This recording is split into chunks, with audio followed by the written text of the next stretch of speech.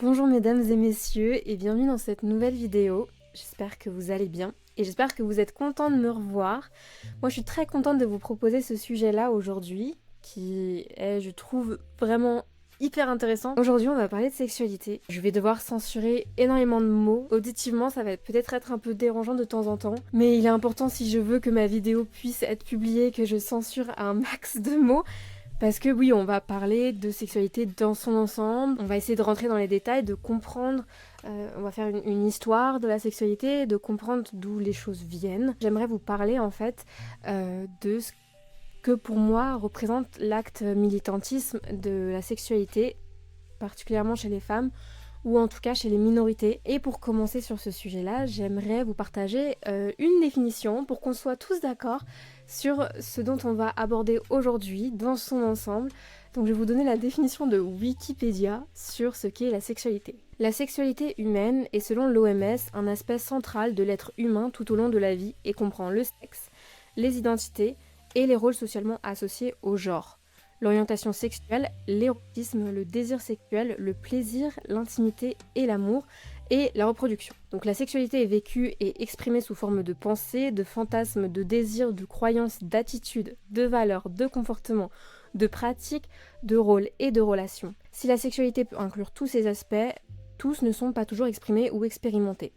La sexualité est influencée par l'interaction de facteurs biologiques, hormonaux notamment, psychologiques, sociaux, économiques, politiques, culturels, éthiques, juridiques, historiques, religieux et spirituels. La sexualité est aussi une pratique sociale engendrant des comportements sexuels dans lesquels s'inscrivent, pour un individu à l'échelle de la société, des normes sociales structurées autour de contraintes historiques ou religieuses, médicales ou légales. Les notions religieuses ou morales de perversion et la loi définissent les limites jugées acceptables des comportements relatifs à la promiscuité et à la sexualité, comme certaines orientations ou certains comportements violents, dans une société ou un groupe social donné. Enfin, la sexualité humaine a un rôle important pour la santé, la qualité de vie, le bien-être général des individus et la pérennité de l'humanité. Elle intéresse donc de nombreux domaines scientifiques et sociaux pour ses enjeux médicaux de santé publique et de prévention, mais aussi pour ses enjeux sociaux, philosophiques avec la notion du plaisir ou politique avec les militantismes et les législations. C'est vrai que c'était une très longue définition, mais je pense que c'est important de comprendre la complexité de ce sujet et des choses que l'on peut aborder en fait en parlant d'un seul mot. Mais j'aimerais surtout axer cette vidéo sur la question comment la sexualité dans la société, mais aussi dans l'individualité, peut-elle être un acte de révolution. Pour commencer, je vais d'abord vous faire une sorte d'histoire de la sexualité, majoritairement occidentale quand même, au fil des années jusqu'à notre ère moderne, pour qu'on puisse vraiment comprendre peut-être d'où viennent nos traditions et nos manières de faire et nos normes actuelles. J'ai bien conscience que la partie sur l'histoire, elle prend énormément de temps, et si c'est quelque chose qui vous intéresse pas forcément, vous aurez sur la timeline de la vidéo les temps des chapitres, donc si vous avez envie de passer d'un chapitre à un autre, d'une partie à une autre de la vidéo plus rapidement, n'hésitez pas à vous référencer ou alors dans la description. Voilà.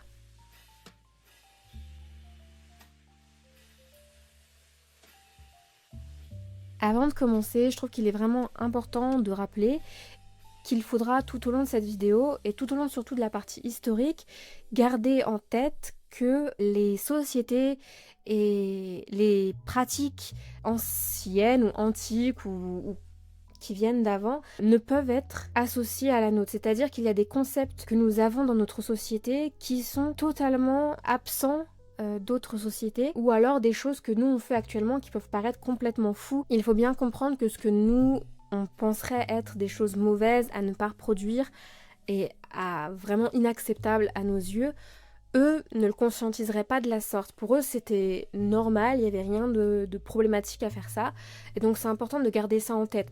Tout ce que vous pouvez mettre du jugement, eux ne le faisaient pas. D'ailleurs, j'ai trouvé plein de vidéos, j'ai trouvé une vidéo qui était très très largement explicite, et d'ailleurs vous retrouvez plein de mes points que je vais vous citer maintenant, qui viennent de cette vidéo, je l'ai mise en barre d'infos. Donc toutes mes sources sont en barre d'infos. Donc si vous avez besoin d'approfondir toutes vos recherches, je pense que ça pourrait être une superbe aide complémentaire. Je vais faire un résumé de tout ce que j'ai vu pour que la vidéo ne dure pas 3 heures non plus, parce que ça va être déjà très long. Personnellement, quand je me suis posé la question à moi-même de ce que était la sexualité d'antan, c'est vrai qu'instinctivement, je m'imaginais quelque chose qui était très puritain, très tabou, très timide presque. Et je pense qu'il y a certaines fois dans l'histoire où ça devait être le cas, mais en réalité, en réfléchissant un peu plus longtemps, je me suis rendu compte que c'était probablement pas du tout le cas. D'ailleurs, c'est intéressant, peut-être que vous aussi, là, pendant que vous écoutez la vidéo, vous pouvez faire ce travail. Comment, pour vous, vous imaginez la sexualité d'avant notre ère actuelle? Moi, j'imaginais quelque chose à la base de très puritain, mais pas vraiment. Je m'étais dit, mais en fait, l'humain, il a toujours été ce qu'il est, et ça m'étonnerait que avant, il considérait pas cette partie de sa vie avec autant d'importance que ce que nous, on le fait. Je me suis même demandé si c'était pas une sorte de théorie du complot de nous donner l'impression qu'avant, les gens savaient mieux se tenir, et que maintenant, on serait un peu devenu une société de dépravés, et qu'on saurait plus se tenir. Et je me demande s'il n'y a pas un peu un discours comme ça, de moralisation sur la façon dont les gens abordent leur sexualité de nos jours, et ça ne m'étonnerait pas. On va commencer par le commencement, pas par le vrai commencement, on va commencer par l'Antiquité. Malheureusement, les recherches et les sources que j'aurais pu trouver sur la préhistoire, déjà j'en ai pas trouvé énormément, mais surtout il manque de fiabilité. Même les antiquités, les chercheurs peuvent peut-être se contredire en fait. Donc on va commencer par la Grèce antique. Dans ma précédente vidéo, j'avais parlé d'amour, c'était le sujet, mais aussi beaucoup de mariage. J'en avais parlé un petit peu, mais cette idée est très récente que l'amour serait enfermé, entre gros guillemets, j'ai pas d'autre terme, dans le mariage. Et qu'à l'époque, c'était absolument pas le cas, et ce déjà dans les sociétés antiques, dont la Grèce antique. Et il est vraiment très important de noter que le mariage avait principalement et majoritairement pour but de procréer, de faire des enfants et de créer une lignée, etc. Tandis que d'un autre côté, il y avait les amants, la prostitution, pour l'amour passionnel, charnel, émotionnel, tout ce que vous voulez. Et même, on peut noter que dans certaines régions, notamment celle de Sparte, il était totalement accepté de se séparer de son époux en cas de stérilité, d'infertilité. Et ça, déjà, c'est un premier point où on se dit, oui, on note vraiment qu'il y avait une frontière réelle. On n'était peut-être pas obligé même d'apprécier les personnes avec qui on était mariés. Il y avait vraiment juste une idée de contrat. Mais il est évident que l'amour était omniprésent dans la société grecque antique. Et il y a un exemple que je vous ai cité déjà dans la précédente vidéo, qui était l'exemple des âmes sœurs.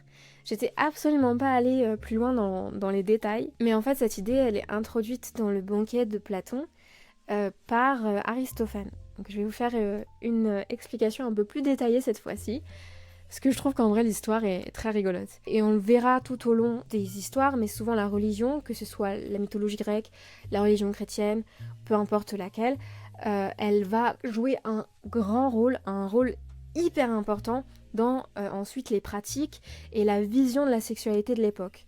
Là en l'occurrence c'est assez drôle, donc on a en gros l'histoire des âmes sœurs. À l'époque, le mythe raconte que les humains, n'étaient que des sortes de boules, de ronds, et chacun avait 4 jambes, 4 bras et 2 têtes. Il existait 3 sexes différents, il existait les mâles, les femelles et les androgynes, donc les hommes, mi-hommes, mi-femmes, pardon. Et en fait, ils se sentaient un peu super puissants, et Zeus, il a pas aimé. je pense qu'ils ont essayé d'attaquer les dieux et ça, Zeus, il a pas accepté. Donc, Zeus leur a, je sais pas comment on dit ça dans leur mythologie, jeté le sort. Il les a tous coupés en deux. D'ailleurs, le nombril viendrait de cela. Apollon, il a essayé de nous réparer, de nous guérir en nous recousant et ce serait l'existence du nombril. C'est comme ça que le corps a designed le nombril. Mais même si leur blessure elle avait été guérie, les humains étaient super tristes. Ils étaient vraiment dévastés parce qu'en fait leur vraie blessure c'était d'avoir perdu leur moitié. Et Zeus, en vrai, après un petit peu de temps, quand il s'est calmé de sa colère, il s'est dit franchement c'est pas top. J'ai trop pitié d'eux, genre c'est trop triste. Donc je vais inventer quelque chose afin qu'ils puissent physiquement se recoller l'un à l'autre. Du coup, Zeus, dans sa bonté, inventa le sexe. Voilà. Et donc c'est comme ça que nous retrouverions l'aspect d'un seul corps, d'un unique corps. Cette osmose entre deux unités séparées. C'est beau, c'est poétique. Mais du coup, ce qui est intéressant à noter dans cette histoire, c'est bel et bien une des notions de la sexualité de la Grèce antique, c'est le fait qu'à la base, il existait 3 sexes primitifs. Les mâles, les femmes et les androgynes. Les androgynes représentant donc l'hétérosexualité. Et donc ensuite, l'homosexualité représentée par d'un côté les hommes et d'un côté les femelles, si vous avez bien compris. Mais je trouve ça hyper intéressant de voir que voilà, c'était naturel en fait. De nos jours, on a l'impression que c'est plus compliqué à admettre, alors qu'à l'époque c'était clair comme de l'eau qu'il existait bel et bien différents amours qu'on pouvait ressentir, peu importe la personne et le sexe que nous étions. D'ailleurs, il est important de noter que l'orientation sexuelle n'était quelque chose qui n'existait pas. Et c'est encore une fois, on le verra plus tard, c'est quelque chose de très récent. La notion d'hétérosexualité et d'homosexualité n'existait juste tout simplement pas à l'époque. On aimait des gens. Mais je parle des Grecs anciens, mais cette diversité sexuelle était aussi présente en Égypte antique, en Chine impériale, en Inde. C'était pas quelque chose en fait de exceptionnel. Par contre, il n'y avait quasiment, je dirais même aucune relation homosexuelle dans le mariage. Je vous rappelle que le mariage étant uniquement là afin de procréer. Les relations homosexuelles se retrouvaient presque uniquement dans les relations extra-conjugales et presque uniquement entre hommes. Important aussi de noter ce détail. Dans des termes plus modernes, je me permets de dire que les Grecs étaient tous pansexuels, se considéraient tous comme étant pansexuels, mais qu'il y avait une construction hétérosexuelle, dans le mariage, au sein du mariage. En fait, c'est parce que les Grecs anciens, ils considéraient pas la sexualité comme étant une sorte de dynamique genrée. C'était une dynamique plutôt de domination par rapport au pouvoir social en fait. Et c'est là où je vais vous parler des relations pédérastiques. Alors pédérastie, l'étymologie du terme signifie littéralement un garçon amant et ça jouait un rôle hyper important dans la société et dans la construction d'un jeune homme. En fait, c'était un homme plus âgé qui prenait sous son aile, entre guillemets, un jeune garçon pour un peu l'éduquer, le former, que ce soit aussi pour la guerre, pour les connaissances, pour la sagesse. Il y avait vraiment définitivement une sorte de relation en fait entre l'homme plus âgé et l'homme plus jeune, mais c'était pas forcément quelque chose de sexuel, même si, il faut se l'admettre, c'était très très très très très souvent le cas. Mais comme je vous disais, les relations homosexuelles n'étaient pas vraiment acceptées, voire pas du tout, chez les femmes. En gros, l'homme, il pouvait avoir des relations extra-conjugales comme il en avait l'envie, mais la femme, c'était différent. Et je pense que c'est parce que, en tout cas, la femme mariée, après, forcément, il existait les prostituées et les amantes, etc., les courtisanes, mais les femmes mariées, elles, au sein de leur mariage, n'avaient absolument pas le droit, en tout cas ce n'était pas accepté socialement, d'aller voir ailleurs, par souci de légitimité de la lignée ensuite familiale. Étant donné que c'était les femmes qui tombaient enceintes, et il fallait pas qu'elles tombent enceintes d'un esclave, et ensuite que la lignée, elle soit souillée, entre gros guillemets, quoi. Mais d'ailleurs, il y avait une raison pour laquelle les femmes n'avaient pas le droit aussi de faire l'amour entre femmes, ou seules d'ailleurs. Pourquoi ? c'est encore un nouveau mythe. Et je ne me souviens plus du nom du monsieur, donc je vous laisserai vérifier par vous-même. Mais c'était un homme qui, si je ne me trompe pas, hein, peut-être que je me trompe, si je me trompe, n'hésitez pas à vous dire, mais je suis sûre de la finalité de l'histoire, donc c'est ça le plus important. Il y avait un homme qui a surpris deux amants en train de faire l'amour dans la nature, je crois. Et il a pris un bâton et il a tapé sur ses amants. Et en tapant, il a tué la femme. Il a été maudit à ce moment-là et est devenu en fait une femme. Et donc il a vécu, je ne sais pas combien de temps, peut-être plusieurs années, dans le corps de la femme. Jusqu'au jour où il a retrouvé un autre couple en train de faire l'amour de la même manière et il a retapé avec son bâton. Et cette fois-ci, il a tué l'homme et donc il est revenu dans son corps d'homme. Et en gros, le mythe continue car Héra et Zeus, et en gros ils ont un débat et ils se demandent qui peut bien, entre le sexe féminin et le sexe masculin, ressentir le plus de plaisir durant l'acte. Et ils n'arrivent pas, ils peuvent pas se décider entre eux car chacun n'ont vécu que leur position féminine ou masculine. Et donc ils appellent ce monsieur en question pour lui demander, toi qui as pu vivre dans les deux corps, qu'est-ce que tu nous dis, qu'est-ce qui est le meilleur? Et là le mec répond, sur une échelle de 10, l'homme prendrait 1/10 du plaisir et la femme 9/10 le reste. C'est vrai que c'est très drôle, je trouve que quand on parle de de ce mythe, souvent les gens sont assez étonnés qu'à l'époque même déjà, avant même les recherches scientifiques sur le clitoris, etc., les gens étaient persuadés en fait de la puissance de l'orgasme féminin comparé à l'orgasme masculin. Mais donc les hommes, en apprenant ça, en fait se disent mais c'est pas possible en fait. Enfin, là ça ne va pas. Genre c'est pas acceptable. Mais pas dans le sens où on est jaloux, dans le sens mais comment elles font? Elles vont mourir. Si elles ont autant de puissance dans leur sexualité, elles ne pourront pas supporter nos adorables, gentilles femmes. Il faut absolument que lorsqu'une femme a une relation sexuelle, elle soit protégée par un homme entre les mains d'un mâle puissant pour pouvoir en fait gérer toute cette force de jouissance qu'elle ne pourrait absolument pas gérer elle-même, quoi. Voilà, c'est hilarant. Je trouve ça fou à quel point, encore une fois, certaines croyances sont d'un sexisme terrible. Mais ce, depuis longtemps, quoi. En tout cas, on va continuer notre histoire, parce que là, on n'est pas au bout de nos surprises, et on se déplace pas très loin. On va en Rome antique maintenant. C'est vrai que quand je vous disais au début de la vidéo, c'est quoi ce que vous pensez, l'image que vous avez de la sexualité d'antan, c'est vrai que par contre, quand on pense à la sexualité romaine, on imagine tout dans la démesure, quoi. On imagine des banquets, on imagine des festins, on imagine des orgies.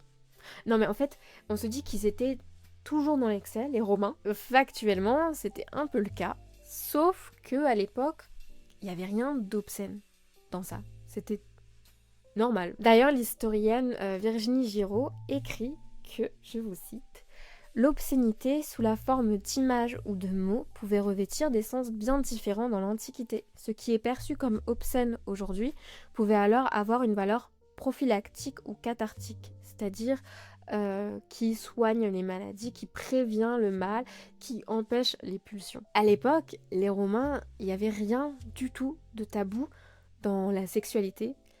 Elle était même célébrée. Et c'est drôle parce qu'on pourrait y voir comme une sorte de forme de pornographie d'époque où en fait ils affichaient des scènes de sexe dans des lieux publics, dans leurs maisons, dans leurs sculptures, dans leur architecture, dans leur peinture. Enfin, il y avait vraiment une ouverture d'esprit, on va dire, une tolérance en fait à la sexualité et à la montrer surtout. Mais d'ailleurs, encore une fois, ce n'est pas quelque chose qui était seulement présent chez les Romains.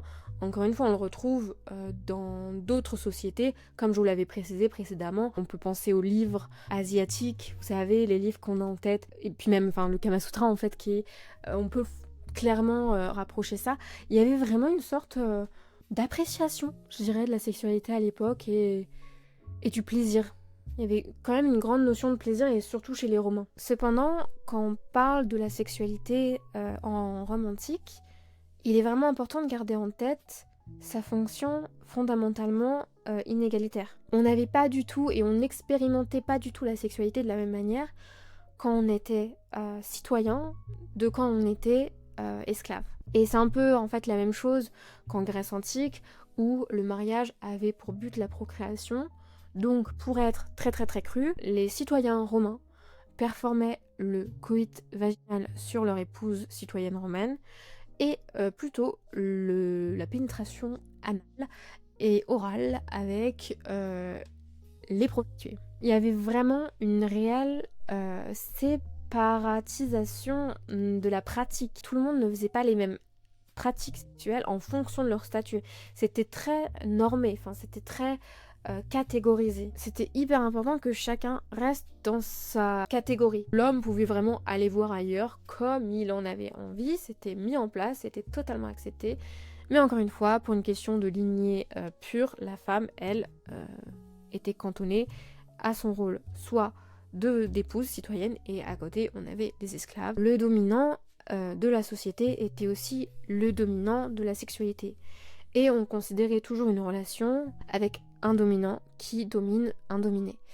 Et le dominant était forcément celui qui pénétrait. Au risque qu'un homme citoyen qui est censé dominer se retrouve être dominé, paraissent être un esclave. Et c'était honteux. Mais donc, on considérait aussi que l'importance de la relation sexuelle se basait sur la qualité de la satisfaction masculine. D'ailleurs, quand je vous parlais de catégorisation des pratiques sexuelles, il y en a une qui est très rigolote, c'est celle de la fellation. C'était quelque chose d'extrêmement dégradant. Seuls les esclaves le performaient.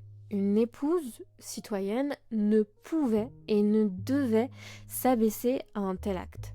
Et là, je vous parle seulement de fellation, parce que le cunnilingus, c'était la pire insulte de la société. Si on te traitait de personne... Alors si on te traitait de lèche-vagin, c'était vraiment... T'étais le paria. T'étais méprisable. C'est dégoûtant. Il y a même une histoire qui est un peu terrible. Je sais pas si c'est une histoire qui est basée sur quelque chose de vrai ou qui est vraiment juste inventée comme une sorte de comptine. Non, pas comptine, mais vous voyez ce que je veux dire.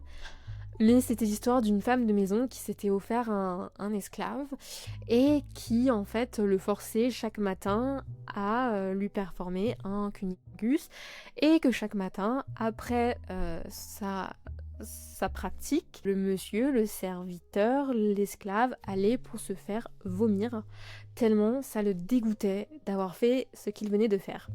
Alors, je peux comprendre l'aspect non consenti, mais il y a vraiment cette idée comme quoi c'était ignoble de faire cet acte. Pour finir sur une anecdote sur la Rome antique, un peu en lien, c'est qu'il était assez courant, et ça va être assez choquant.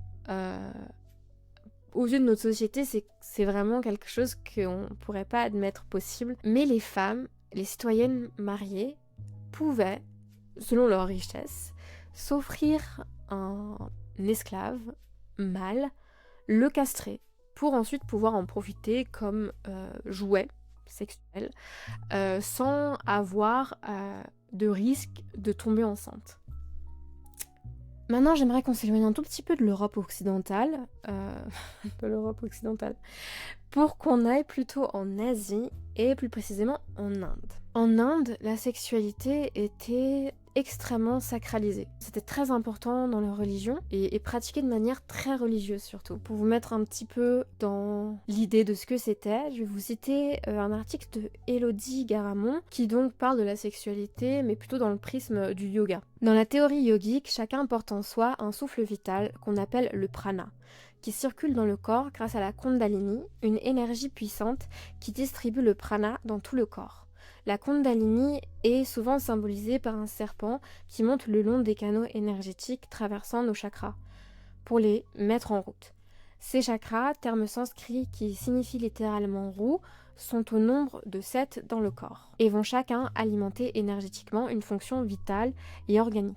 Celui qui nous intéresse particulièrement ici est le deuxième chakra Svadhisthana, également appelé le chakra sacré, situé au niveau de nos organes génitaux. Relié à l'élément eau, il est le siège de notre sexualité, mais aussi de notre créativité, notre adaptabilité, notre sensualité. Le Kundalini Yoga est une pratique de yoga très méthodique, certains adeptes la qualifient même de scientifique, conçue pour stimuler notre énergie vitale, la faire chauffer et remonter pour qu'elle se libère dans tous nos chakras, particulièrement dans celui-ci. En pratiquant régulièrement, on stimule son désir pour développer une pulsion sexuelle plus vibrante et pétillante. La pratique du Kundalini va aussi permettre de libérer en conscience les tabous et peurs liés à la sexualité en amenant du mouvement, du souffle, de l'énergie dans cet espace des organes génitaux, comme si on voulait les réveiller, les stimuler et leur redonner de la confiance et de la vie. Le Tantra est une pratique philosophique et une expérience spirituelle puissante qui est née en Inde,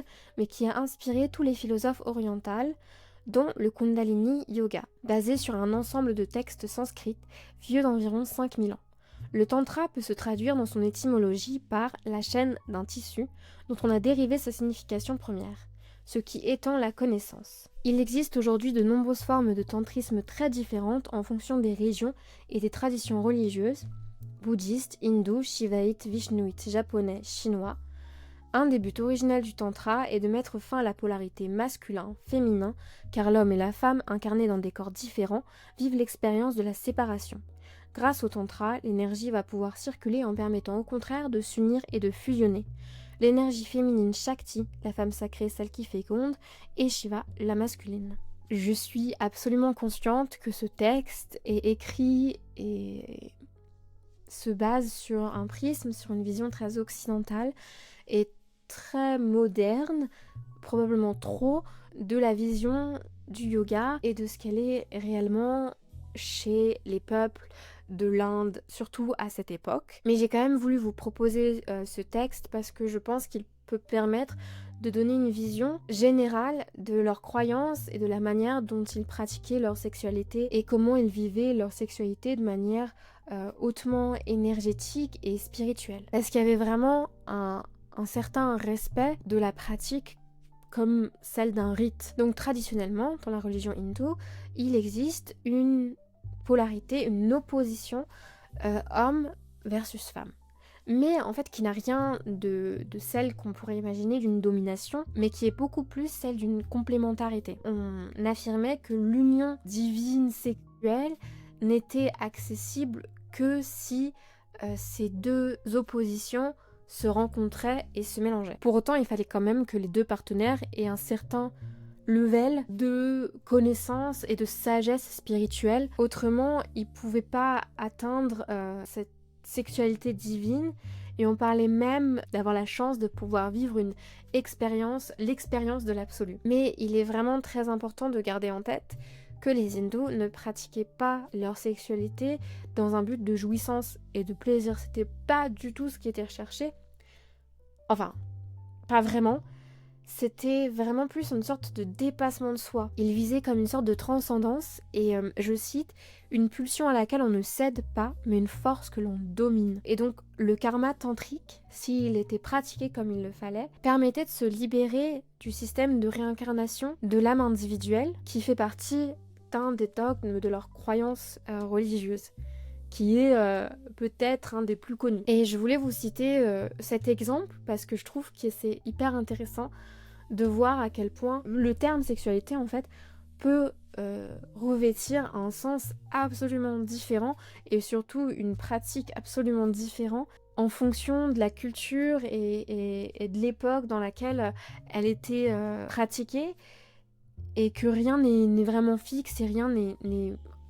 Ça te permet en fait d'avoir une possibilité de vision d'un sujet, là en l'occurrence la sexualité, qui est tellement plus vaste et qui peut vraiment relativiser et offrir en fait d'autres possibilités. Retournons maintenant en Europe et on va maintenant aborder le Moyen-Âge.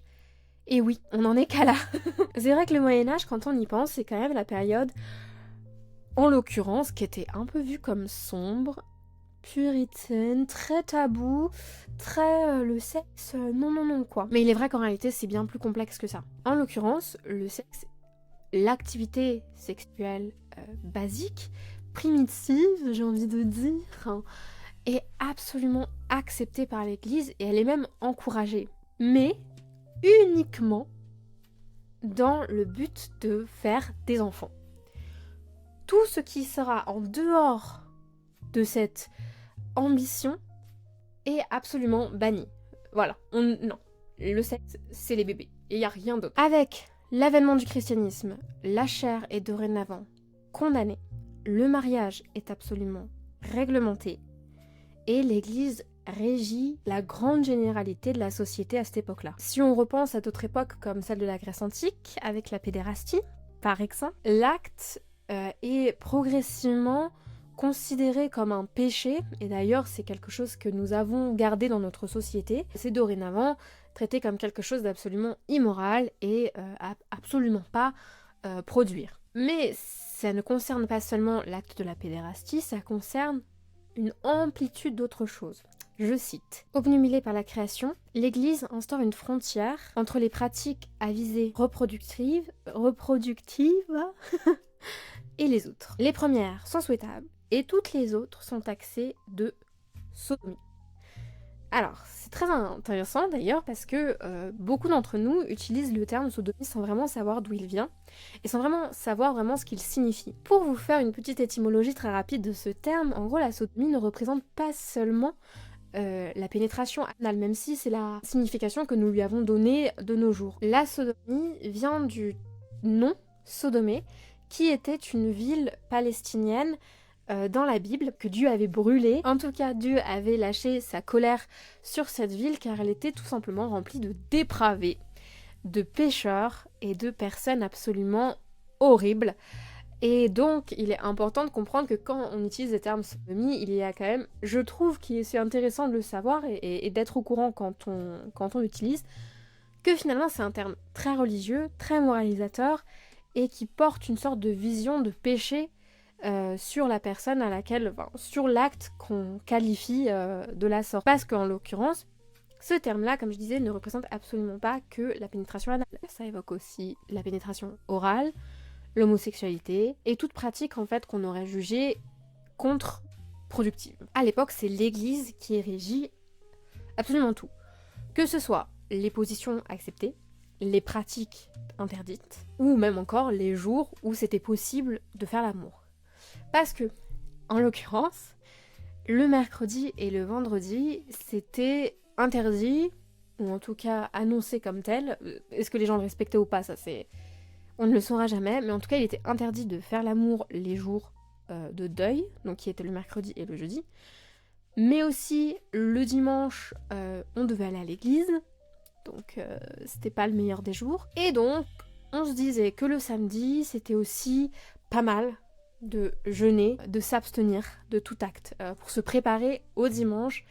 Et donc en plus si on rajoute à tout ça tous les jours de carême, peu importe les différentes périodes de jeûne et d'abstinence qu'il comptait dans le calendrier chrétien, on arrive à une quantité de jours interdits qui était quand même pour l'époque, je pense, assez conséquente. Et donc les possibilités de faire l'amour étaient vraiment limitées, non pas par ton envie, mais par l'église, quoi. D'ailleurs, si vous trouvez que c'est sale d'avoir des relations sexuelles pendant vos menstruations, c'est peut-être dû à un héritage religieux.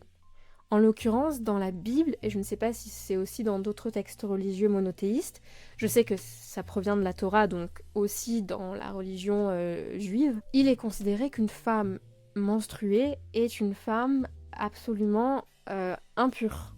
Il ne faut pas la toucher, et tout ce qu'elle touche devient sale, et doit être lavé en fait.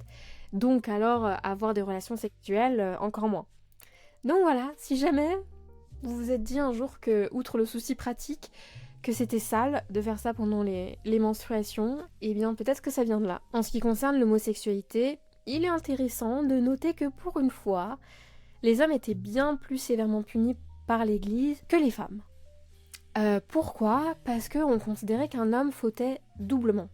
D'un côté, il fautait contre le Christ, la religion et l'Église d'avoir performé un acte interdit, mais d'un autre côté, il était puni parce qu'il avait fauté à son rôle d'homme, de père de famille, de personne devant montrer le droit chemin et, et la foi en fait, et les bons comportements au reste de sa famille. Mais ce qui est drôle, c'est que, alors oui, ils étaient censés chacun être fidèles l'un à l'autre, mais l'impératif de la virginité et de la fidélité reposait quand même beaucoup plus sur la femme que sur l'homme. La femme adultère était sévèrement punie, alors que l'homme, eh bien, il y avait quand même quelques mises en place qui permettaient à ce dernier de pratiquer des activités extra-conjugales tout à fait sereinement, même si on rappelle que techniquement, ce n'était absolument pas toléré par l'Église. Mais on considérait que c'était un mal pour un bien. En gros, on pensait quand même que les hommes avaient des pulsions sexuelles auxquelles ils avaient du mal à se retenir. Donc c'est drôle, hein, il y a un vrai double standard qui est un peu difficile à suivre. On n'est plus sûr de ce qu'on croyait à l'époque. Mais donc on se disait que les hommes, il fallait quand même qu'ils répondent à ces besoins, parce qu'on considérait que c'était pas des désirs mais vraiment des besoins. Et donc on acceptait la prostitution et les bordels afin de pouvoir gérer ces pulsions-là.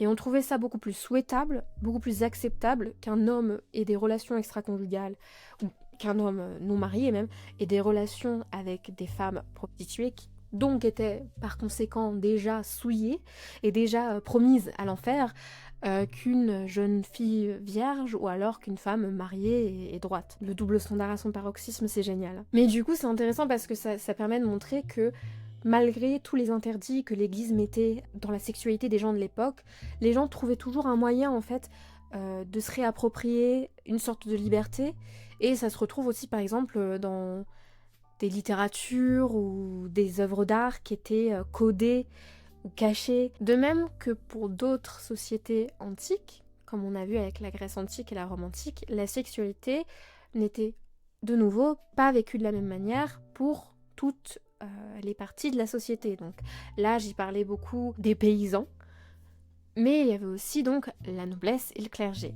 Je pense qu'il est très très très intéressant de noter que l'abstinence des prêtres n'est pas née comme ça. Jusqu'en 1139, les prêtres avaient le droit d'avoir des relations de couple et d'avoir des relations amoureuses et sexuelles. Mais ça a été interdit, et pas pour les raisons que l'on pense, de pureté physique, d'abstinence religieuse, non. C'était tout simplement pour que l'héritage des prêtres revienne entièrement à l'Église et pas à un possible héritier. Par contre, en ce qui concerne les nobles et la royauté, on attendait d'eux une vie sexuelle hyper active. Leur rôle, c'était clairement de produire un héritier qui soit fort, puissant, intelligent, pour permettre une continuité, une pérennité du royaume et sécuriser ses habitants. Par exemple, on peut citer Henri IV, qui était surnommé le Vert Galant.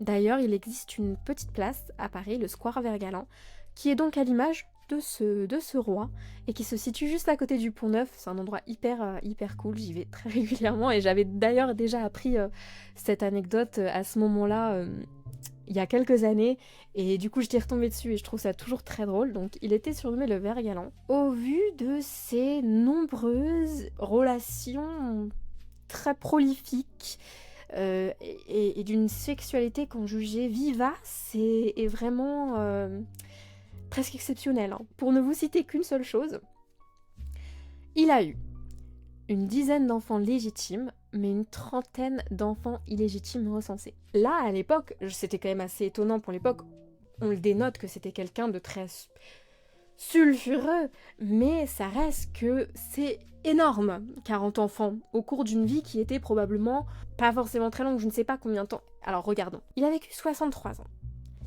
Disons qu'on retire les 10 premières années.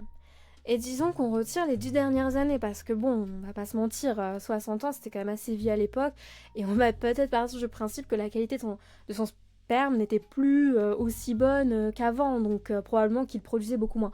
Sur 40 années, il a eu 40 enfants, c'est quand même une bonne moyenne, hein, de un enfant, et encore, je commence le compte à partir de 10 ans. Il était vu comme un roi, mais exceptionnel, et c'était très positif hein, d'ailleurs, c'était une très bonne chose. Et je pense que vous comprenez peut-être mieux le surnom Vert Galant maintenant. Ça tilte un peu plus, c'est un beau jeu de mots, c'est très mignon.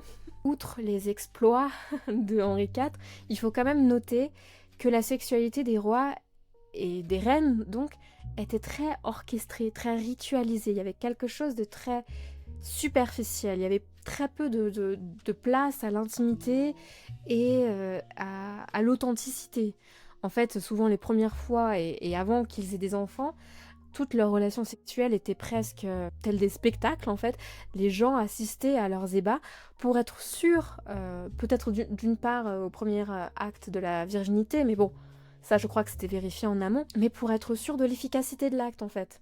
Pour être sûr qu'il y aurait bel et bien un héritier à la fin quoi. Donc je pense que c'était vraiment tout sauf agréable, en tout cas celle qui était officielle, parce que je pense que leur relation officieuse était beaucoup moins ritualisée et beaucoup moins orchestrée. J'aimerais terminer sur le Moyen-Âge en vous citant une sorte d'anecdote vraiment mi-figue mi-raisin, c'est-à-dire qu'à l'époque, on croyait que pour avoir un enfant, pour tomber enceinte, il fallait que les deux spermes des amants soient mélangés à la fin. Ça veut dire qu'il y avait une vision comme quoi l'homme jouissait et donc éjaculait, mais la femme aussi. Il fallait donc que l'homme attende que la femme ait joui avant de pouvoir jouir lui-même. On pourrait y voir quelque chose de super moderne, de super paritaire, c'est génial, la sexualité de la femme est appréciée à sa juste valeur, disons, mais ça posait un grand souci en ce qui concernait les agressions sexuelles qui résultaient à une grossesse. Parce que si une femme dont le consentement n'avait pas été respecté tombait enceinte, on ne la croyait tout simplement pas, parce que elle avait pris du plaisir selon leur théorie spermique, on va dire. Et je trouve ça d'une tristesse folle que cette mauvaise information, que cette fausse information puisse impacter des femmes de la sorte. Et je pense que bizarrement, c'est une croyance qui a encore du mal de nos jours sur la notion du plaisir dans la relation sexuelle, qui a encore du mal à être comprise par beaucoup. La Renaissance constitue ensuite une période de transformation artistique et sociale, une période où la sexualité et la vie en général sera vécue de manière bien plus libérée et bien plus authentique, bien plus réelle de la situation de l'époque. Ce sera le début de la recherche anatomique, par exemple avec Léonard de Vinci, qui étudiait l'anatomie humaine ainsi que les appareils génitaux. Cela permettait une meilleure compréhension du corps et donc des effets que l'on pouvait ressentir. Ensuite, on aura les mouvements des Lumières en France qui vont permettre d'apporter un regard critique sur les normes et les pratiques sexuelles de l'époque, et ils vont aborder par exemple le consentement, le plaisir, la diversité sexuelle. On peut d'ailleurs noter qu'à cette période, on considère que l'homme, et pas celui avec un grand H, vraiment le monsieur, est la figure représentative du divin. Il ressemblerait à Dieu. Ce serait le sexe fort, le sexe le plus beau, le sexe le plus désirable. Et cela peut peut-être expliquer l'augmentation plutôt remarquable de l'homosexualité à cette époque-là. C'est drôle dit comme ça, mais voilà. Comme je le disais juste avant, donc la Renaissance, c'est une période de transformation artistique. Un des outils les plus importants de cette transformation artistique, c'était bel et bien la littérature. Au XVIIIe siècle, on a ce qu'on appelle la littérature libertine. Et beaucoup vont s'y essayer, comme Diderot par exemple, mais l'auteur, je pense, le plus connu, ou en tout cas qui a fait peut-être bien parler de lui, c'était le marquis de Sade. Alors le marquis de Sade, son nom a donné lieu au mot sadisme. Je vous laisse imaginer par vous-même ce que pouvait bien être le contenu de ces romans libertins. Dans cette littérature libertine du XVIIIe siècle, il y a un auteur dont j'avais, ou en tout cas une œuvre dont j'avais vraiment envie de vous parler, qui est celle de Pierre Choderlos de Laclos, Les liaisons dangereuses. Alors ce livre, je l'ai lu au lycée, et je crois qu'il était conseillé au lycée. et je ne l'avais vraiment pas lu, et je l'ai lu quelques années plus tard, parce qu'il était dans ma bibliothèque et je l'avais jamais vraiment terminé, et je l'ai lu et je l'ai trouvé mais passionnant. C'est un livre, c'est un des livres que je garde dans ma bibliothèque parce que je le trouve remarquablement cohérent et surtout étonnamment ressemblant de notre société actuelle. Donc pour faire très rapidement, Les Liaisons Dangereuses, donc c'est un roman épistolaire, donc à base de lettres, uniquement à base de lettres, entre plusieurs personnages. C'est déjà remarquablement bien écrit, chaque personnage a une vraie plume, mais surtout c'est vraiment oui la ressemblance entre notre société actuelle et celle d'avant, où la forme aura peut-être changé sur bien des manières, mais le fond est resté le même. On est les mêmes. Et pour reprendre les mots d'Anne-Sophie, sur un blog, je n'ai pas réussi à trouver son nom de famille malheureusement, ce microcosme décrit il y a près d'un quart de millénaire persiste encore dans la tête de beaucoup. À comportement égal, un homme est souvent qualifié de séducteur ou de donjon, tandis qu'une femme sera traitée de tous les noms. C'est particulièrement vrai chez les adolescents et les jeunes adultes, avec la pratique de plus en plus répandue du revenge porn, qui touche principalement les jeunes filles. Valmont et Prévent, qui sont les personnages masculins du livre, racontaient leur conquête en donnant des noms et en publiant les lettres de leurs victimes. Leurs successeurs, au moment de la rupture, diffusent les photos dénudées qui leur ont été envoyées ou qui sont le résultat d'un photomontage. Les vêtements, l'attitude, tout est encore scruté chez les jeunes filles et les jeunes femmes, même si ce regard varie selon le milieu. Bref, malgré quelques avancées, le monde des liaisons dangereuses n'est pas radicalement différent d'une autre et il ne va pas se transformer en univers idyllique en une décennie. Mais j'irais même jusqu'à rajouter en fait que ce qui m'a tant marqué, c'était les jeux de manipulation, les jeux de séduction, mais un peu toxiques. Et je me dis qu'on fait encore ça, alors qu'à l'époque, ils faisaient déjà ça, et tu sens que c'est puéril, quoi. Mais voilà, je vous invite vraiment à lire ce livre qui est hyper drôle, en fait. Enfin, c'est ironique à quel point... je trouve que c'est comme une critique de notre société. C'est une critique de la société d'ailleurs, hein, du XVIIIe siècle, c'est important de le noter. À la base, quand il écrit ce livre, c'est pour se moquer, c'est d'en faire une sorte de satire. Mais ce qui est drôle, c'est qu'on pourrait la lire de nos jours et en ressentir la même chose en fait. Par la suite, le 19e siècle marque un tournant avec l'émergence de la sexologie. Des pionniers comme Richard von Krafft-Ebing et Havelock Ellis ont mené des recherches plus que novatrices sur la sexualité humaine, en explorant des sujets tels que la masturbation, l'homosexualité et même les troubles sexuels de manière absolument ouverte et tolérante. L'ouvrage de Krafft-Ebing, Psychopathia Sexualis, qui a été publié en 1886, a vraiment ouvert la voie à une approche plus scientifique de la sexualité. Dans une vibe beaucoup moins cool, il existait certains courants dans la médecine qui souhaitaient que l'on retire, que l'on fasse une ablation du clitoris. Pour seule raison, en fait ils avaient plusieurs raisons, hein, mais la raison quand même principale c'était soit qu'on ne savait pas à quoi ça servait, soit qu'on pensait que c'était une mauvaise chose. On pensait aussi que la masturbation, elle pouvait blesser les organes, les abîmer, ou alors affecter nos sens, la vue, l'odorat. On deviendrait plus bête en fait, les femmes, seulement les femmes, à cause de la masturbation. Mais il existait un autre courant, complètement à l'opposé, qui préconisait en fait la masturbation féminine comme remède contre l'hystérie. Ça devait pas bien finir.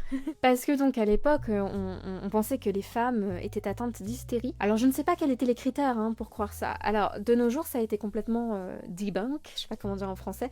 Ce n'est pas vrai, hein, l'hystérie n'existe pas, il existe plusieurs formes de maladies mentales. L'hystérie est un terme absolument sexiste qui vient du terme utérus, donc c'est vraiment une atteinte. Hein. C'est vraiment une insulte misogyne. Mais donc, pour traiter le problème à la cause, on venait stimuler donc la partie génitale féminine pour calmer les folies internes. C'est d'ailleurs comme ça qu'a été inventé le premier vibromasseur. Les médecins en avaient marre de le faire manuellement, donc voilà, ils ont inventé une sorte de système. Voilà. C'est comme ça qu'a commencé ensuite la commercialisation comme un soin, comme un médicament. D'ailleurs, la masturbation, et là masculine, était aussi, à cette époque-là, elle était assez mal vue et on peut en fait la lier en fait à l'émergence du capitalisme dans la société. Et pour citer les mots de Thomas Laqueur, ce dernier, cet historien, affirme qu'à l'époque, cette pratique allait à l'encontre du capitalisme. De même que dans le monde des échanges et du commerce, il faut discipliner l'usage que l'on fait des ressources rares. Dans l'économie spermatique, les hommes doivent épargner et bien gérer leurs précieux fluides corporels. La carte du champ économique correspond à celle du corps. Donc en gros, on économise.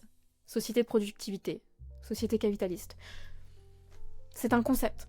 C'est un concept, heureusement, qui n'existe plus maintenant parce on n'est plus dans une société qui met quoique ça va revenir, qui met la reproduction au centre de ses importances. Mais donc même jusqu'en 19e siècle, la sexualité est majoritairement abordée autour du spectre et du prisme de la reproduction et absolument pas, toujours pas, celui du plaisir. Mais on a aussi d'un autre côté une liberté sexuelle qui commence vraiment à arriver. Et avec cette liberté sexuelle, on a une liberté corporelle et physique qui se met en place.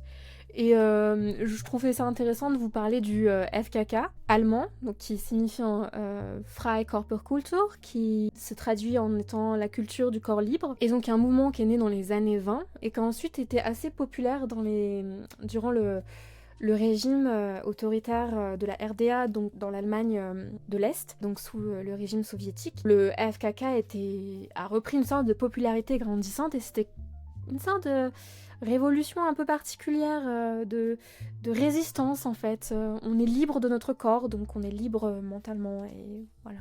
Je trouve ça intéressant. De l'Antiquité jusqu'à la fin du 19e siècle, nos pratiques, notre relation à la vie sexuelle a été régie par la société, les normes, la religion et même le pouvoir politique. Selon les époques, on tolérait où on interdisait certaines pratiques, mais ce qui est sûr, c'est que la sexualité a toujours connu un intérêt vif et important. Des philosophes aux scientifiques, en passant par les artistes, chacun y a mis du sien pour essayer de comprendre, pour essayer de théoriser, pour essayer d'améliorer ou de changer les pratiques, même si les représentations et les réalités de la vie sexuelle ont énormément évolué au cours des années. Notre société contemporaine a des siècles de bagages sexuels, de croyances, à se débarrasser et le travail actuel n'est absolument pas terminé.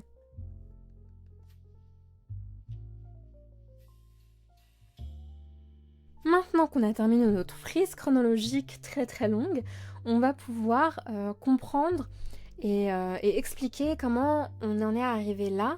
Et donc dans cette partie, on va surtout évoquer tout ce qui s'est passé au XXe siècle. De nos jours, on est tous quand même tous relativement, je dirais, plus ou moins au courant que notre sexualité, et pas que, beaucoup de choses dans notre société, sont un héritage de nos croyances ou des croyances judéo-chrétiennes, et que malgré toutes les évolutions qu'on a pu avoir, eh bien, ces croyances et ces schémas de pensée sont encore trop présents, mais il existe maintenant des quantités et des quantités de recherches scientifiques qui ont été faites et qui ont permis un peu de nous émanciper et de changer nos points de vue sur certaines choses que l'on croyait être absolument irréfutables.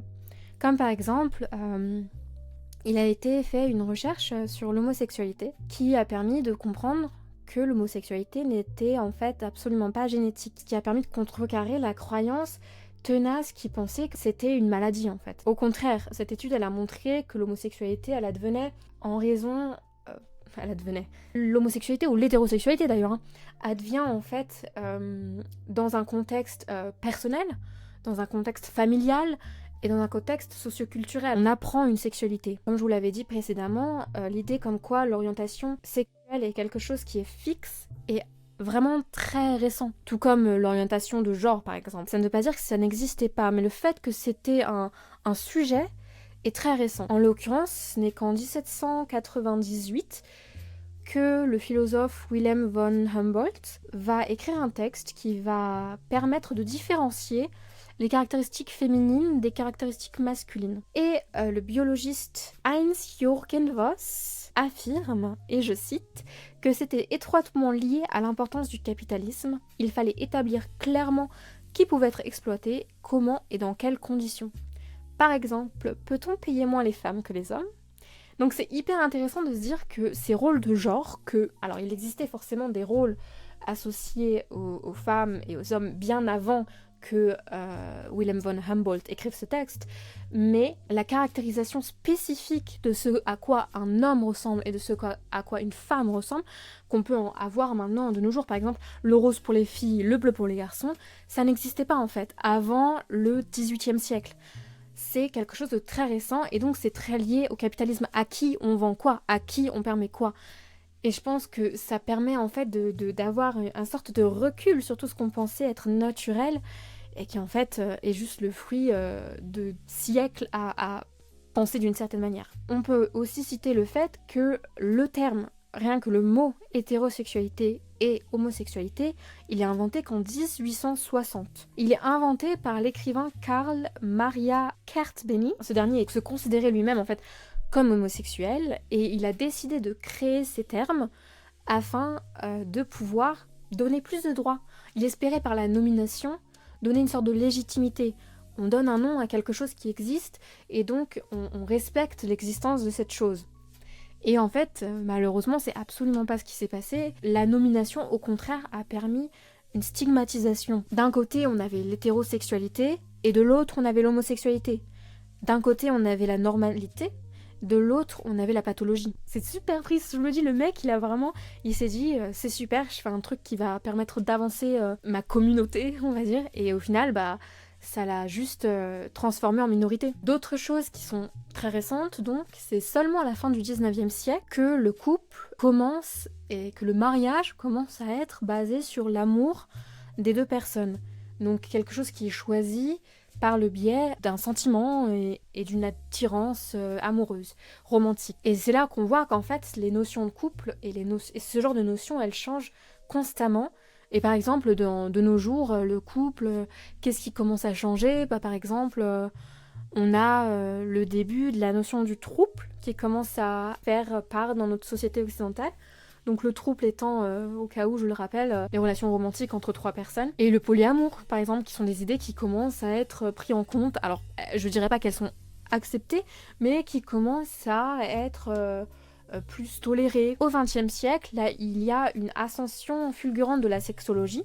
Donc qu'est-ce que c'est la sexologie ? La sexologie, c'est un champ de recherche comportementale, social, culturel et civilisationnel, lié à la reproduction humaine et à la recherche du plaisir et l'attachement entre adultes. Née de l'analyse physiologique et psychologique des troubles sexuels, elle est considérée comme la science des sexualités chez l'être humain dans ses composantes médicales, anthropologiques et sociologiques. En 1972 est publiée la première enquête scientifique d'ampleur sur la sexualité en France. Là, en 2025, on en est à la 4e. Cette étude, elle a permis de proposer une image chiffrée des comportements sexuels en France, avec pour but de pouvoir les présenter au lycée, entre autres pour des cours d'éducation sexuelle. Donc les objectifs de cette enquête scientifique étaient de comprendre, je cite, les normes de la sexualité occidentale afin de procurer à ceux qui exercent une fonction de médiation sociale un outil d'éducation sexuelle.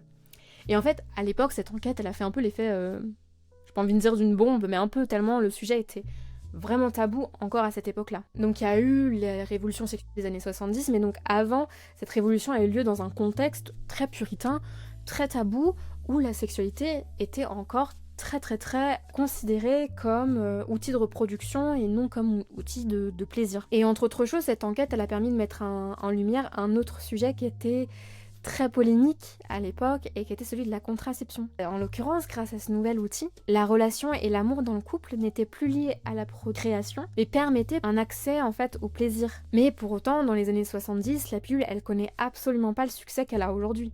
Au contraire, les gens sont très réticents à l'idée de l'utiliser. On considère que c'est contre nature, contre le corps de la femme, contre le devoir en fait de la femme. Le co-auteur de l'étude, Jean Godonneau, il explique que, je cite, « Demander une contraception, c'est demander en fait le droit au plaisir. Or, si la fonction de reproduction pour la femme est considérée comme quelque chose de moralement utile, de socialement valable et pour laquelle elle n'a aucune honte à venir demander assistance à un médecin, par contre, la démarche qui consiste à aller demander à un médecin un moyen de contraception est, pour certaines femmes, une démarche véritablement très délicate, très difficile. » Malgré cette réticence, il y a définitivement un avant et un après la légalisation de la contraception et de l'avortement.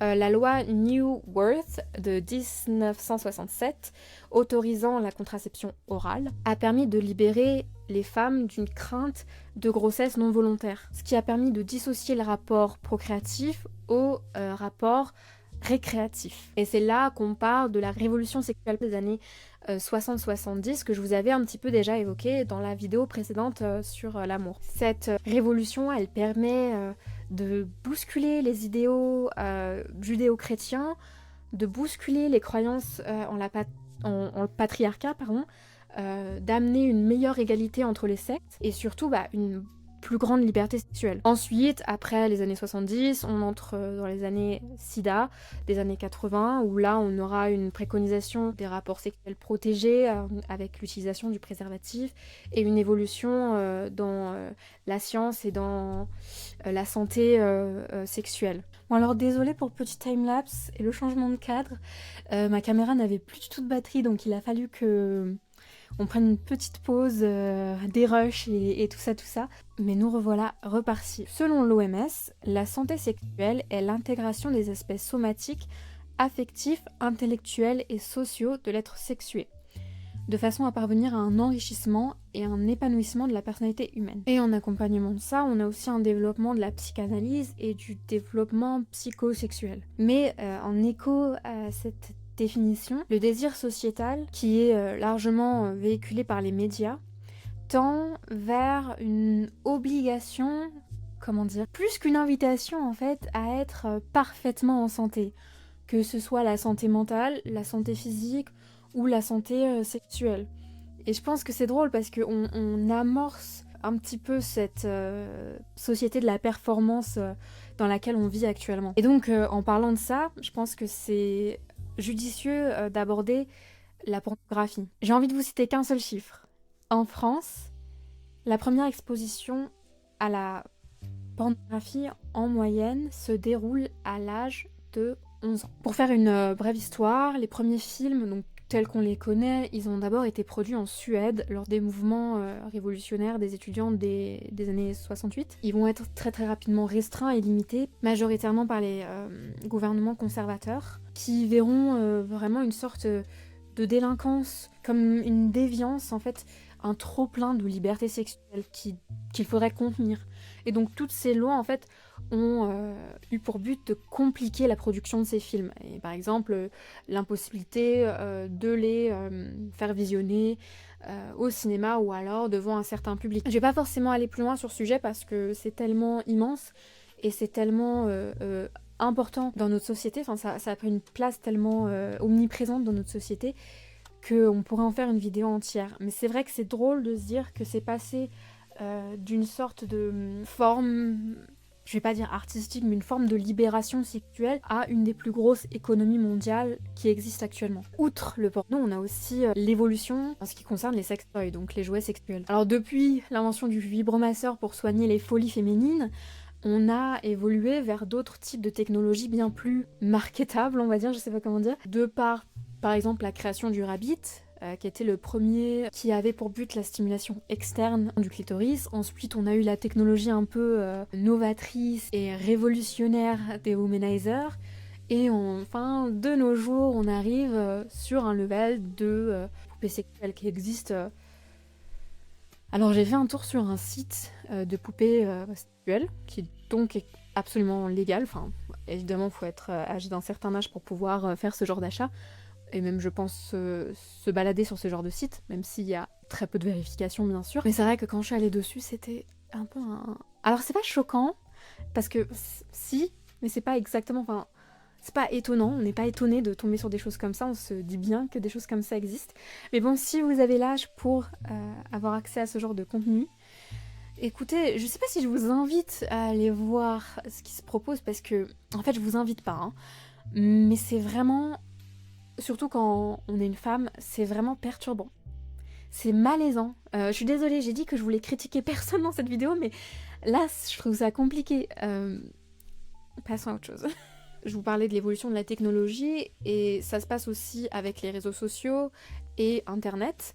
on va vers une cybersexualité où il y a une externalisation de notre vie intime. Et c'est vrai qu'on peut se poser la question à quel point l'hyper-médiatisation de la sexualité de nos jours va vers une conceptualisation très différente de ce que c'est en fait, de ce que devient la sexualité. À quel point le fait qu'on consomme, même par exemple dans les pubs, à quel point ça a pu changer notre mentalité par rapport à notre sexualité. En tout cas, ce qui est sûr, c'est que notre possibilité de liberté sexuelle s'est considérablement agrandie pendant ce dernier siècle, alors pour le meilleur mais aussi pour le pire. De nos jours, par exemple, on parle même d'addiction sexuelle. On peut aussi parler de la technologie et des relations virtuelles mais qui sont là plus romantiques. C'est vrai qu'il y a eu une ascension de la popularité des sites de rencontres dont je ne vais citer aucun nom parce que je pense qu'on en connaît tous un, même si définitivement on ne les connaît pas tous, car si vous ne saviez pas, il existe plus de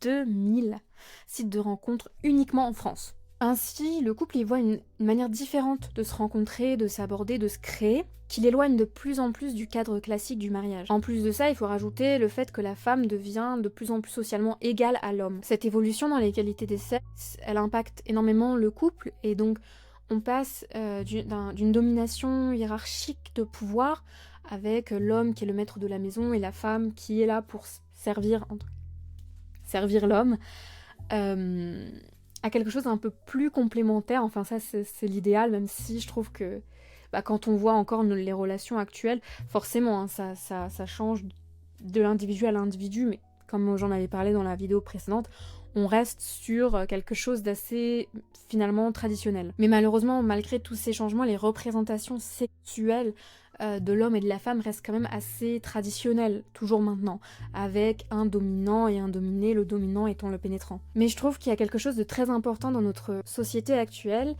et qui est très récent, c'est le rôle de l'éducation et de la sensibilisation chez les jeunes de la sexualité. La loi du 4 juillet rend obligatoire, et je cite, une information et une éducation à la sexualité dispensée dans les écoles, les collèges et les lycées à raison d'au moins 3 séances annuelles et par groupe d'âge homogène. Ces séances ont pour but de contribuer à l'apprentissage du respect dû au corps humain. Et pour moi, c'est des outils absolument essentiels afin de pouvoir apprendre à avoir une sexualité qui soit respectueuse de l'autre et qui puisse se défaire des stéréotypes de genre qui sont toujours ancrés dans la société. Par contre, pour l'instant, c'est vrai que l'éducation sexuelle à l'école, c'est pas encore trop ça.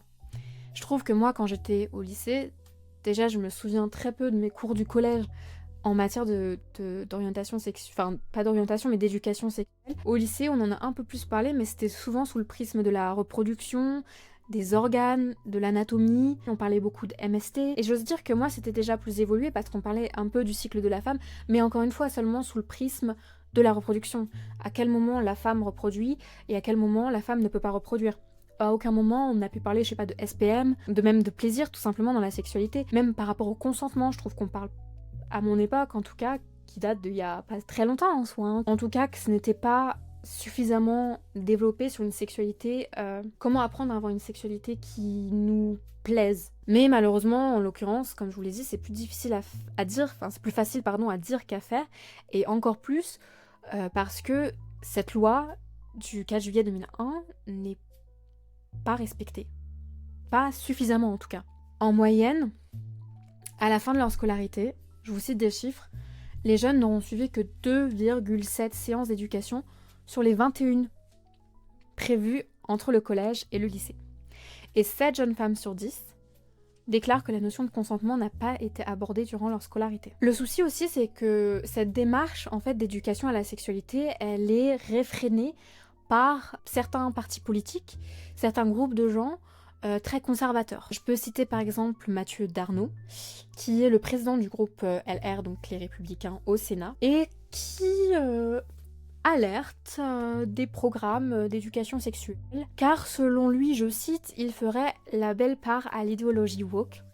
Encore une fois, hein, ce complotisme conservateur. D'autres dénoncent un contenu idéologique qui sèmerait le doute sur l'identité sexuelle des enfants. Il y a comme une forme de psychose en fait, autour de ce qu'on pourrait présenter à l'école aux enfants. Selon ces gens, on frôlerait le militantisme politique, on parlerait seulement de théorie de genre, alors que, bien au contraire, en fait, ces cours, ils peuvent permettre de combattre la transphobie, l'homophobie, le sexisme, et d'ouvrir les champs de la tolérance. Ce n'est absolument pas une invitation au changement de sexe. C'est vraiment important d'encourager en fait un dialogue dès le plus jeune âge, parce qu'une éducation sexuelle, ce n'est pas seulement ça, c'est aussi une éducation au respect, à la tolérance, au consentement et à des relations romantiques saines. C'est d'autant plus important dans notre société où actuellement les violences sont toujours si présentes. Entre les violences sexuelles ou les violences homophobiques, qui d'ailleurs ces dernières ont noté une augmentation de 5% au cours de l'année passée. En 2006, la 3e enquête scientifique d'ampleur sur la sexualité en France notait, je cite, que les premiers résultats de l'enquête de 2006 montrent que les femmes ont et déclarent une vie sexuelle de plus en plus diverse et active si l'on compare avec les enquêtes précédentes. Les indicateurs concernant les hommes changent moins. Ces changements renvoient aux transformations des trajectoires et des vies familiales ainsi qu'aux évolutions sociales générales. Dans le même temps, malgré certaines évolutions, par exemple dans les attitudes à l'égard de l'homosexualité, les représentations de la sexualité continuent à rester traditionnelles et à opposer fortement la sexualité qui convient aux femmes à celle des hommes. Ce qui est sûr, c'est que le XXe siècle, il a permis une avancée historique en ce qui concerne notre rapport au sexe. C'est plus seulement un acte de reproduction, c'est un acte qui vise le plaisir, la jouissance et l'amour. Mais alors pourquoi est-ce que ça reste si difficile de se défaire des traditions et des schémas passés ? Aujourd'hui, notre sexualité est marquée par les rôles traditionnellement attribués au masculin et au féminin, ce qui est probablement à l'origine des troubles sexuels qu'on peut retrouver dans les deux sexes. On peut citer par exemple le vaginisme. En fait, ce trouble sexuel, il pose un problème parce qu'il vient à l'encontre de notre vision pénétrocentrée de la relation sexuelle. Et malgré les évolutions, comme je l'avais dit, la sexualité, elle a trop peu changé en France. Dans les diverses enquêtes faites à ce sujet, les écarts de réponse entre les femmes et les hommes sont souvent très large et l'idée qu'il existerait des différences biologiques entre les deux sexes par rapport à leurs besoins sexuels sont terriblement tenaces. Et évidemment, vous savez très bien ce qui va suivre maintenant dans le reste de cette vidéo. Nous allons parler de patriarcat. Et je sais, je vous entends déjà venir que je suis biaisée par mes visions de féministes. Et c'est ok. Mais il faut qu'on s'accorde sur un point. Notre sexualité est à l'image de notre société. Elle est stéréotypée. Et j'ose même dire qu'on souffre tous, plus ou moins, de ces rôles, de ces stéréotypes qui peuvent aller jusqu'à nous pousser à faire des choses dont on n'avait pas forcément envie à la base. Seulement parce que, en tant qu'homme, on est censé agir comme ça, en tant que femme, on est censé agir comme ça. Par exemple, je peux vous citer l'idée du schéma classique du consentement. Le consentement, presque toujours, voire toujours, est demandé par l'homme. Il est censé être répondu par un oui ou par un non par la femme. Dans l'imaginaire collectif, l'homme ne répond jamais à cette question. Et la femme ne la pose pas non plus. Ça implique que la sexualité et le consentement de l'homme doit toujours être positif. L'homme doit toujours avoir envie d'une relation, même si ce n'est pas le cas. Et en fait, on pourrait même dire qu'un homme qui n'accepte pas une relation se retrouve ridiculisé par un manque de virilité, je ne sais pas.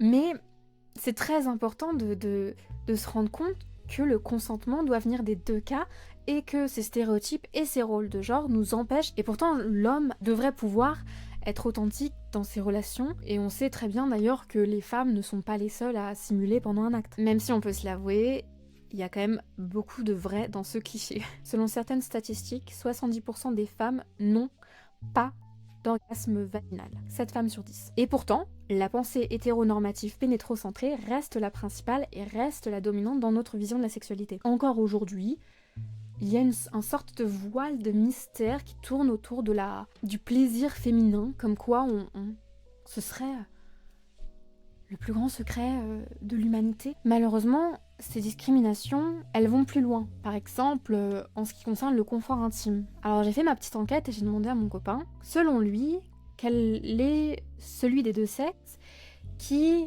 au cours de sa vie, avait le plus de problèmes de libido. Et instinctivement, il m'a directement dit que c'était les hommes. Et je trouve que c'est drôle parce que c'est ce qu'on s'attendrait aussi, parce que c'est que ça qu'on nous montre en fait. Statistiquement, ce n'est pas le cas. 43% des femmes vont souffrir un jour d'un problème de libido, contre 31% des hommes.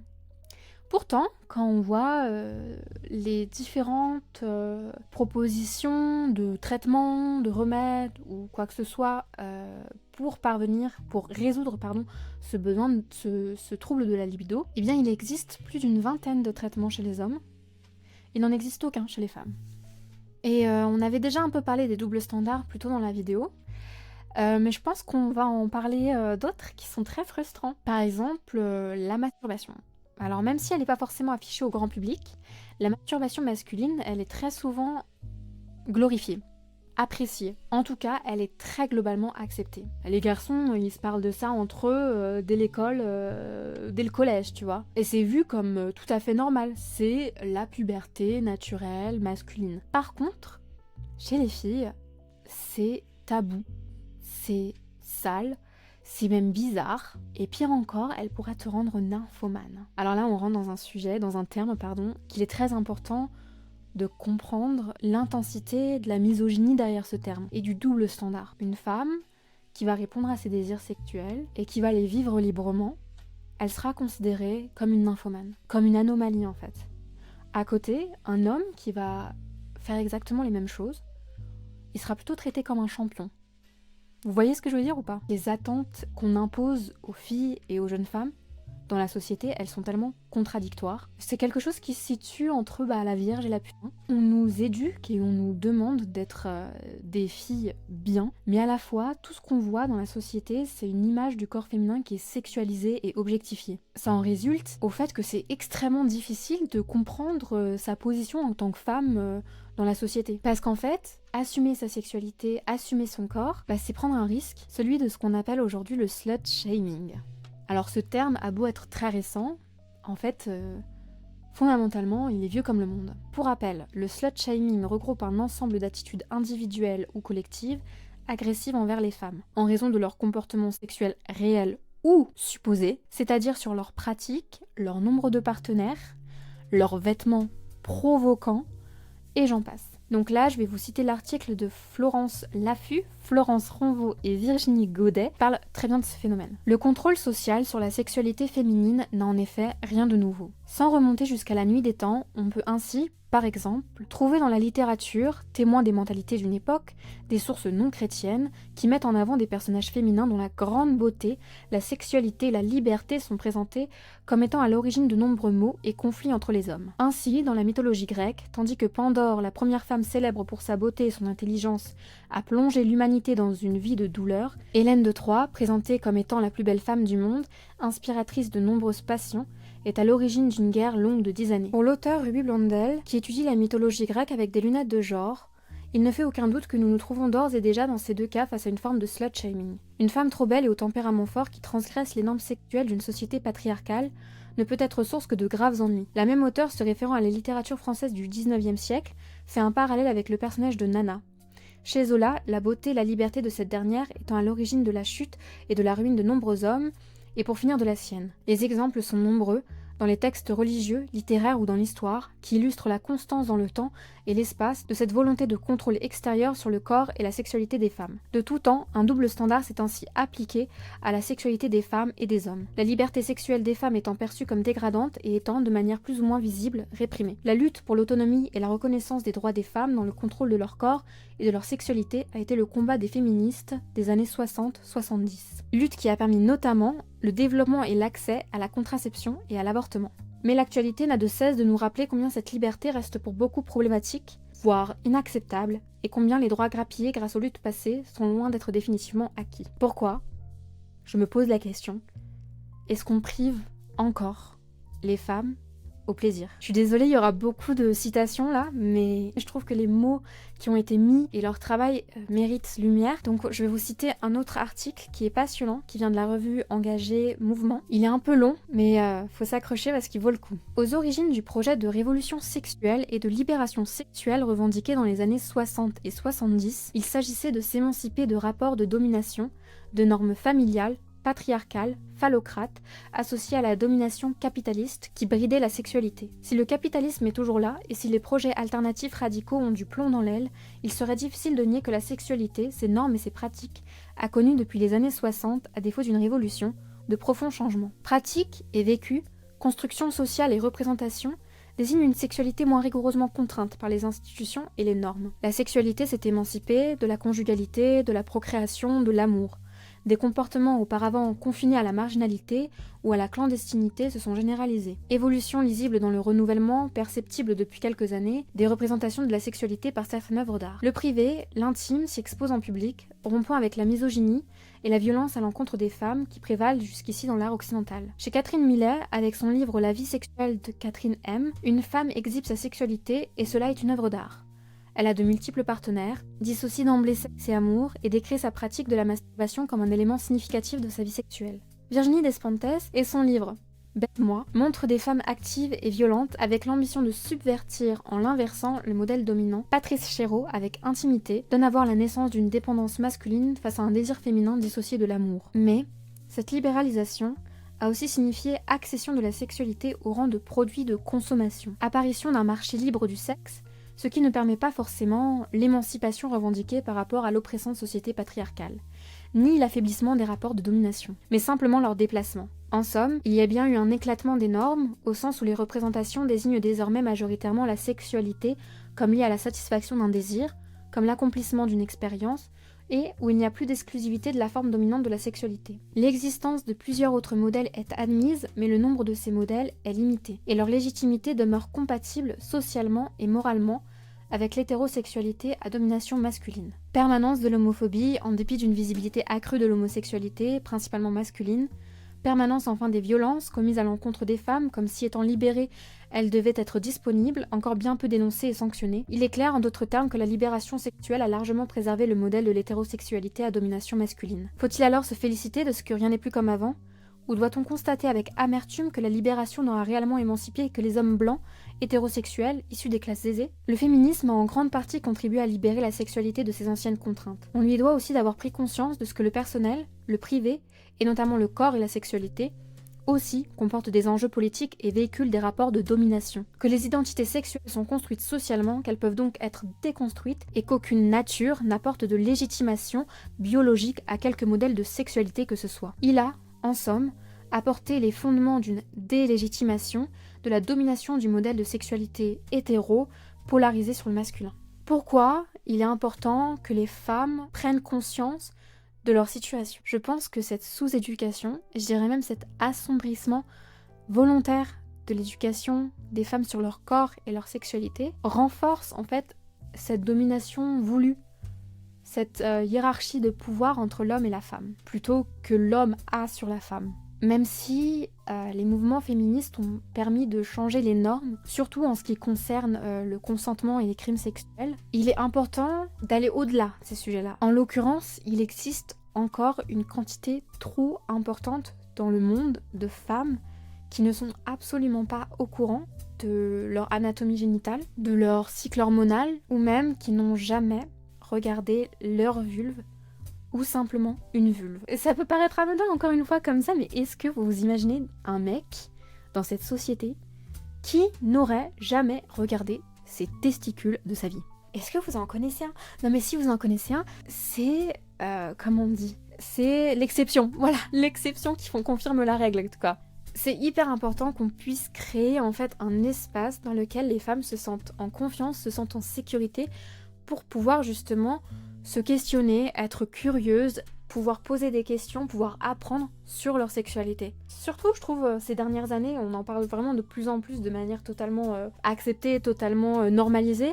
Il y a vraiment une ascension de la psychologie, de la psychothérapie et donc de la sexologie. Et la sexologie, elle permet à de nombreuses femmes de pouvoir justement s'exprimer sur leurs diverses incompréhensions, leurs diverses peurs et souvent leur difficulté à lâcher prise. Grâce à ça, ces dernières, elles peuvent redécouvrir leur corps comme étant un espace d'exploration et plus comme un espace de jugement. Et je dis ça parce qu'il est, selon moi, important d'une certaine manière de prendre le contrôle de son corps pour pouvoir prendre le contrôle de sa vie en général. Mais bien évidemment, la sexualité est très personnelle et très individuelle.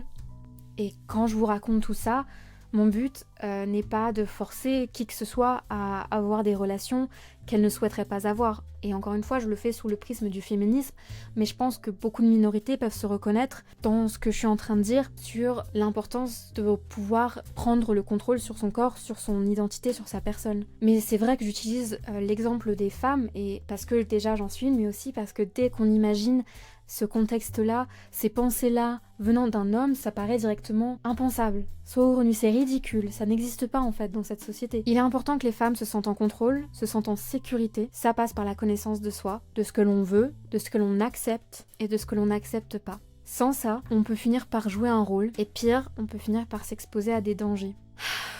Merci infiniment d'avoir regardé cette vidéo jusqu'au bout. Elle était très longue, elle est très longue.